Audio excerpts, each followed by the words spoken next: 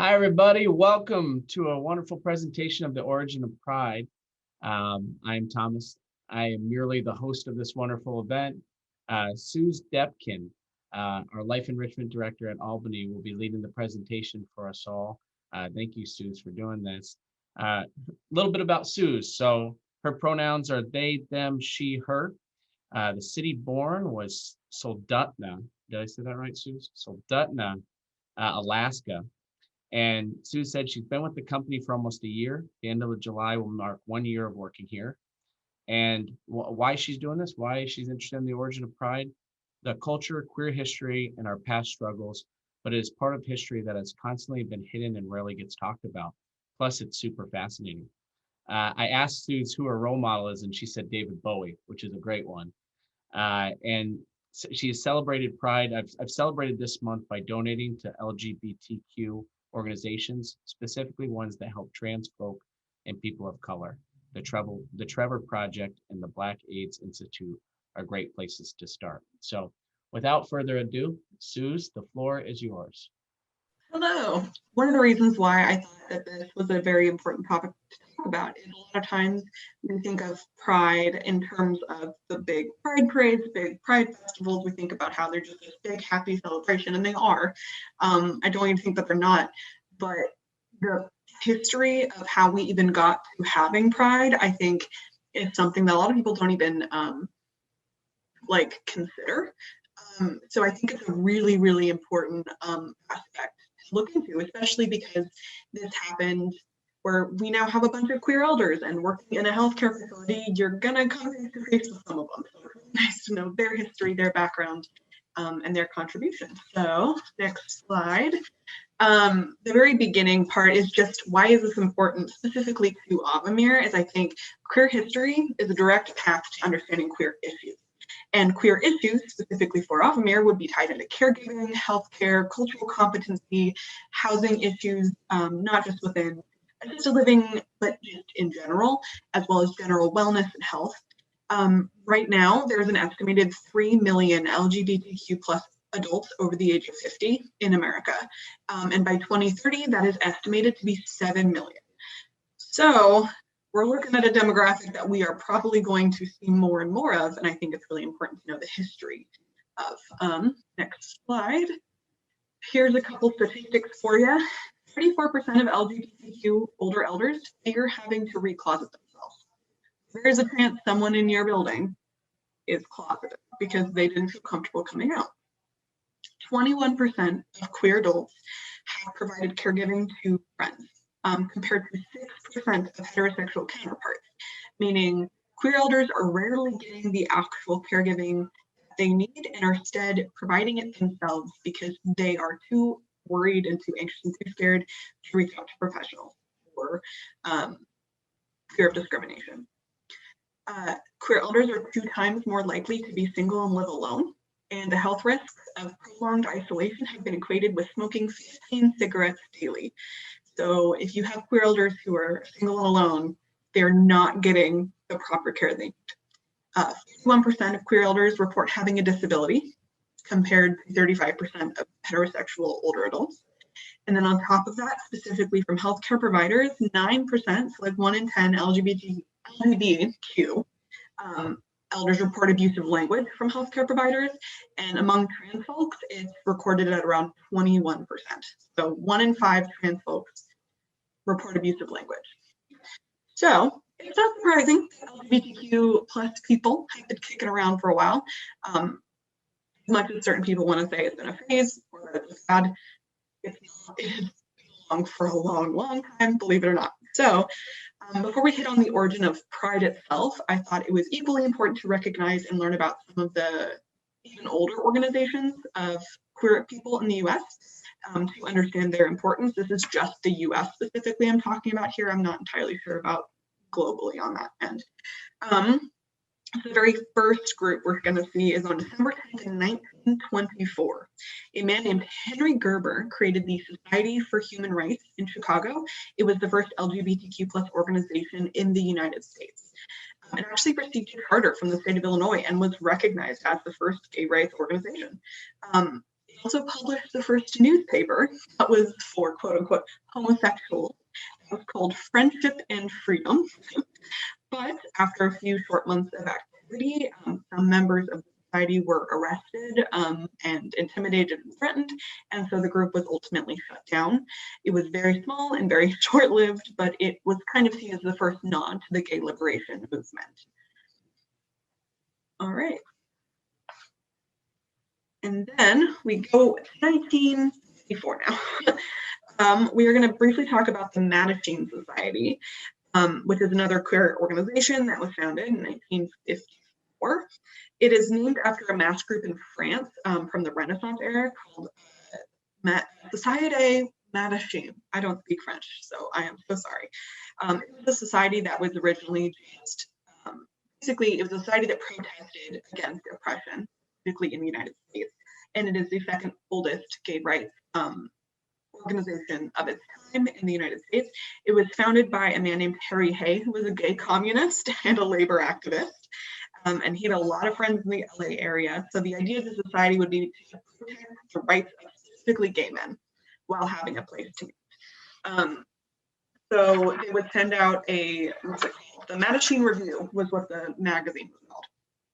It was basically a gay magazine for those who knew where to get it. You had to know where to go and who to talk to get it. It was not freely available.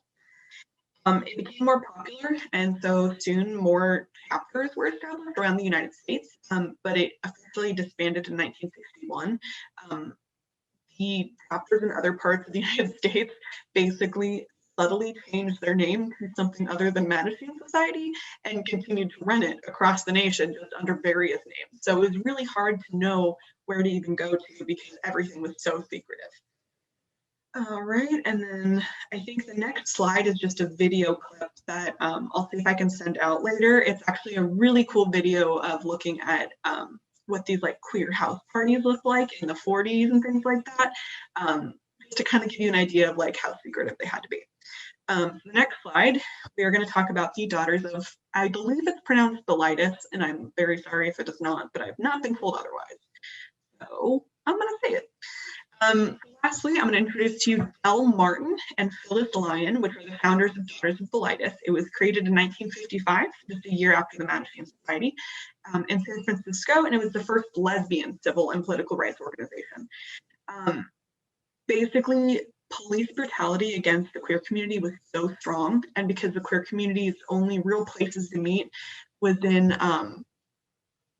like bars, they basically decided that if they made a small sofa group that didn't meet in bars, where the police were most active, they could meet more peacefully, more of a like house party situation. They focused on helping women come out of the closet and understand the history of the queer community. And by 1959, just like 5 years after it was created, they had chapters in New York City, Los Angeles, Chicago. They had one in Rhode Island even. And they actually began a newsletter called The Ladder. And I find this fascinating. They only had 2 copies of the subscription list for who had it. And basically they had the office they ran out of got raided by the FBI because the FBI wanted the list of all of the lesbians. They wanted to know who they had to get. But the Daughters of Bilitis actually moved the subscription list like a week before the FBI raided the office. So luckily everything was fine. No one was outed. No one was arrested. But it was a very close call. It was actually a successful organization for 14 years. And it wasn't necessarily like shut down. It just kind of fizzled out more or less. It gave hope to other places wanting to start their own organizations because they were able to actually thrive and start new chapters. And so it was actually very successful. All right, so we're still not even at the riots yet. I'm so sorry. There's so much history that has to be confused. Before we even get to the Stonewall riots, it is important to note that the community that the LGBTQ community was like rooted in was in the Mafia, which may not seem like your first instinct. The reason for this is because the Mafia, we're talking about like the New York City area right now, basically ruled any gay bar. Any gay bar was ruled by the Mafia. In the early 1950s in New York City, any establishment that served alcohol to gay customers was considered to be a, quote, disorderly house was what their name was. And any business that remained open while serving alcohol to gay people were usually raided by the police. The way the Mafia got around this was that they would pay off the police, but on the other hand, water down all of the alcohol, charge the alcohol through the roof, and basically customers were paying for full price for watered down drinks in crummy conditions as the Mafia made money, because really the queer community had nowhere else to go. It was either a gay bar with terrible sanitization or being at home. So they ended up going to the gay bars, and the Mafia was very successful with it. I think the biggest problem was they didn't have anywhere where they felt like they belonged. Whether or not that place was sanitary or ethical, there was a popular bar called the Stonewall Inn in Greenwich Village in New York City. And then the guy in the middle right there, he's Tony Loria, aka Tony, who owned the bar, who was part of the Genovese crime family. And he would pay, I believe it was around $1,200 a month to the police for them to ignore his business dealings and continue profiting. That's a little background on the Mafia and the gay community and how those intersect. And now we're going to back focusing on Stonewall Inn in Greenwich Village. If you haven't caught on, this is where most of the action happens. It was a popular gay bar. It was one of the last places that also allowed like dancing in the bar. So it was like specifically a gay bar for dancing and a lot of drag performers. It was a place that was usually safe against police raids. Usually, meaning not always. Police raids were semi-frequent, but never lasted long, and the Mafia always paid for most things to basically just go unnoticed. It was also very well known as a place for runaways and homeless LGBTQ youths and adults, people within the trans community or drag queens to find shelter and community. One thing to note is that because trans identities weren't as common, weren't as talked about, weren't discovered essentially, like they weren't kind of laid out clearly. A lot of people, as you'll kind of see as we talk through this, identify as drag queens or drag kings and ends up later coming out as trans. So there's a lot of language that sometimes kind of overlaps. So if I call someone a drag queen, but then you later use she, her, it's because they identified as a drag queen and also as a trans woman. So it's kind of little identities were all over the place at the time. Yeah. So I would like to draw your attention to some ridiculous laws that were in place. Also limited queer rights in New York at the time of the riot. So it was legal for any type of like homosexual relations, straight out illegal, couldn't do it. You could be arrested if you were not wearing at least 3 articles of gender appropriate clothing, which like seems now incredibly ridiculous. Like how did that even happen? And then the last one is a gathering of homosexuals was seen as disorderly. So if there were any more than like 2 LGBTQ folks together, it was disorderly, which I think is just fascinating to kind of give you an idea of the laws and the language that was being used at the time. All right, so let's talk about Stonewall Inn on June 28th in 1969, which means that this June, it will be 52 years since the Stonewall riots. It was about 1:20 a.m. and 4 policemen came into Stonewall and declared they were taking the bar. And the Mafia had not been tipped off about it. So apparently earlier that night, 2 policemen and 2 policewomen had entered undercover and had taken visual evidence. Backup was quickly called as they came back and the raid began again. At the time, there was about 4 people in the bar, which is pretty packed. It is a very small bar. And no one knew what was really going on because usually the police would come, show up, get their money and leave. And this time they were not. And so what would normally happen is the police would try to find people who were not following the laws of wearing the proper amount of gendered clothing, drag them into the bathroom and expose their genitalia to have them prove whether or not they were a woman or man. Now we know that obviously that has nothing to do with your gender identity, but at the time that was very different. So a lot of these people were like sexually assaulted and forced strip for police at this time. And then this resulted in police pushing people into the bathrooms, but the people weren't having it this time. This was just something happened that night where they were like, not today. So this resulted in the police starting to confiscate alcohol in the bar and push people out and close it down. So they started pushing people out of the bar, but as they're pushing people out of the bar, people are noticing police. So we have about 100 people starting to congregate outside of the bar, trying to figure out what's going on. So ultimately you have about 300 people in a very, very cramped. And the real tipping point was that a lesbian drag king named Stormy DeLarvery was put in handcuffs and actually hit over the head by police and dragged into a car. And he called out for help and said, somebody do something. And that is when the protests began.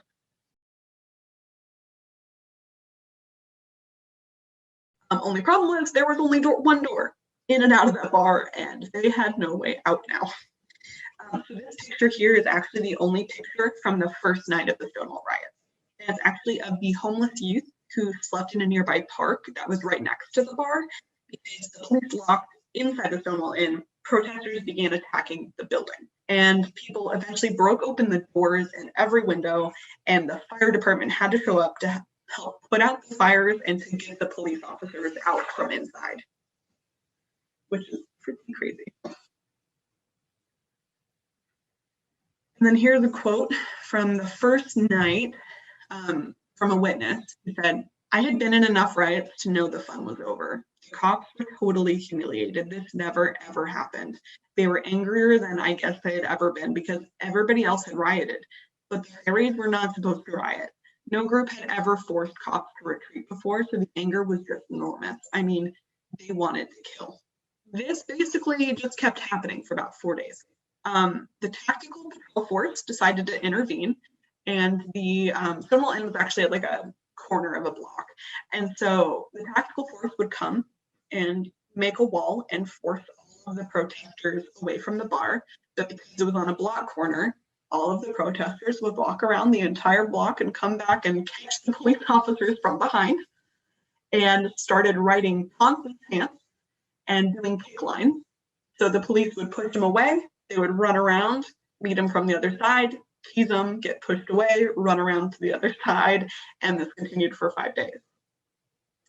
At 4 a.m. of the first night, the protesters had pretty much cleared up. Some people were arrested, some were actually hospitalized.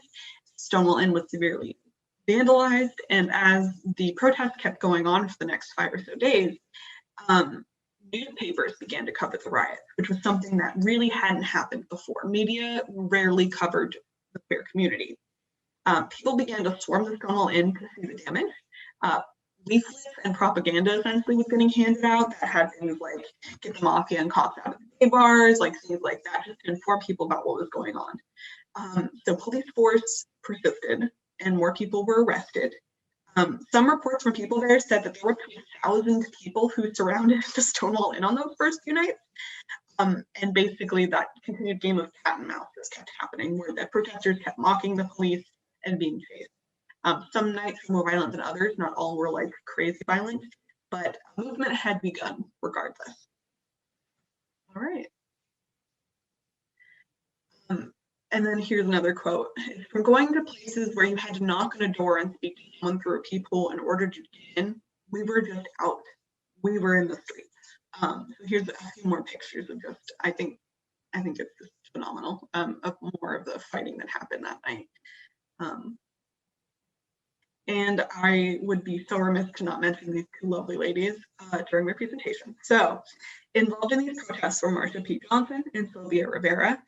A lot of times they were seen as the mothers of the queer movement. A lot of people see them like that. They also identified as drag queens at the time, and it wasn't until after the Stonewall riots really happened that both of them kind of came into their identity as trans women. A lot of media coverage talks about them as drag queens and as women, just as an aside. So these two ladies are known for being the forefront of these protests. Some even saying the like quote is that Marsha P. Johnson threw the first shot glass at the Stonewall riots, and Sylvia Rivera threw the first brick. Of course, not all reports say that. Some say that Marsha didn't even show up until like 2 a.m. on the first night. But either way, their work in the LGBTQ plus community is super, super vital, and they were both big proponents of the Stonewall Riot. Marsha was said to be one of the first queens of the Stonewall Inn once it opened. She dropped a bag of bricks on a cop car during the initial protest. She made a living through sex work, recording that she was arrested over 100 times, and she lived on the street. She talked very openly about her poor mental health and continued to be an activist until she passed away in 1992. In 1992, police had found her body in a river and claimed it was a suicide, but a lot of people do not agree with that and truly do think that she was murdered. That's just an aside, is that this really wonderful woman was totally taken out of this world, and the police would not cover it correctly. So unfortunately, no justice has ever happened on that end. And then in terms of Sylvia, like Marsha, she was a frequent customer of the Stonewall Inn. She, like Marsha, was homeless. They lived on a street in a gay community near Christopher Street, which is where the inn was. She battled with substance abuse and addiction. There's discrepancies over whether or not she was there at the first night of the riots, but her activist work continued long before and long after the Stonewall Riots. She passed away in 2002 from complications of liver cancer. In fact, both of them worked together very closely. They advocated for the Sexual Orientation Non-Discrimination Act in New York. They helped pass that. They both helped co-found STAR, which is the Street Transvestite Action Revolutionaries, which was a group that provided services and help for homeless queer youth in the area. And Sylvia was a founding member of the GLF, which is the Gay Liberation Front, which is a group that advocated for liberation for everyone, which was just the idea that you don't need a nuclear family. You can be happy however you need to present, however you identify, however you go forth and live your life. And then Marsha joined that soon after. So those specific groups, STAR and GLF, were huge moments for the queer community, because nothing like that had ever been openly talked about in quite the same way. Interestingly enough, both were actually banned from attending some pride marches, since at the time identified as drag queens, and a lot of people, specifically white gay men, didn't think that drag queens belonged in pride. So they were actually shunned from pride initially. And the pride parade was mostly just white gay men. I just think that's worth noting, because I think we have this idea of them like very proudly walking. They weren't even allowed to march most of the time. So I just think they both continued their work until they died, and both of these two women are seen as the most influential people to help with the gay rights movement in the United States. All right. 1 year later, after the Stonewall Riots on June 28th in 1970, the first Pride Parade took place, which means that this year will be the 51st Pride. The Christopher Street Liberation Day March was what it was called, which is a bit of a mouthful, and it became a reminder of what had happened the year before. When we imagine Pride parades now, we picture the floats and the parades and the music and the over-the-top outfits. This was not that. The march was 51 blocks long, and it was meant to be a political statement.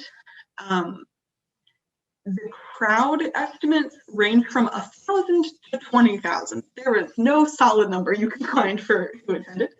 But what one attendee said was it started as a march and it ended as a sprint. People were sprinting to get to the end of this Pride parade because of all of the pushback from the rest, of all of the viewers. They started their march and ended up sprinting to finish it. But more people demonstrating about the gay rights movement than had ever been seen before. Was a huge monumental moment. And while this happened, similar pride parades occurred in other major cities at the same day, or around the same day as the 1-year anniversary of the Stonewall Riots. In Chicago, Boston, San Francisco, Los Angeles, and most major cities who host Pride stick to the tradition of holding Pride in the last weekend of June to honor the memory of when the Stonewall Riots happened. All right. And then moving forward, this is kind of my last little like speech. Moving forward, recognize and acknowledge your privilege. I think that's a huge thing. Be intersectional. Kimberly Crenshaw has the idea, kind of created the idea of intersectionality. And it's the idea of, for me, for instance, not only am I a queer person, but I'm also white. So those two components have very intersecting components to my life. If I was a person of color, that would look very different. So it's being intersectional means you're taking different aspects of your personality, of who you are, and knowing that your unique experiences give you privilege in some areas and don't in others. And I think it's super, super, super important for people to do research on intersectionality and look at themselves and kind of figure out their intersectional identity, because I think that's a super, super vital part in moving forward and understanding privilege. In terms of being an ally, you cannot just say you're an ally and be an ally. You have to be an active ally. You have to renew your allyship every single day. It is a verb. You have to be an ally. You cannot just say you're an ally. Little things. You could add pronouns to your email signature, your name tag, your door tag, whatever it is. Last thing is do your own research as well. It is emotional labor for underrepresented groups to continually do the work and share the information. It is equally important for us to do our own research and not make them do all the work for us. And that goes for me too. That's not just a so own research, don't make us do all the work for you, said very lovingly. But I think it's also a very important component of moving forward.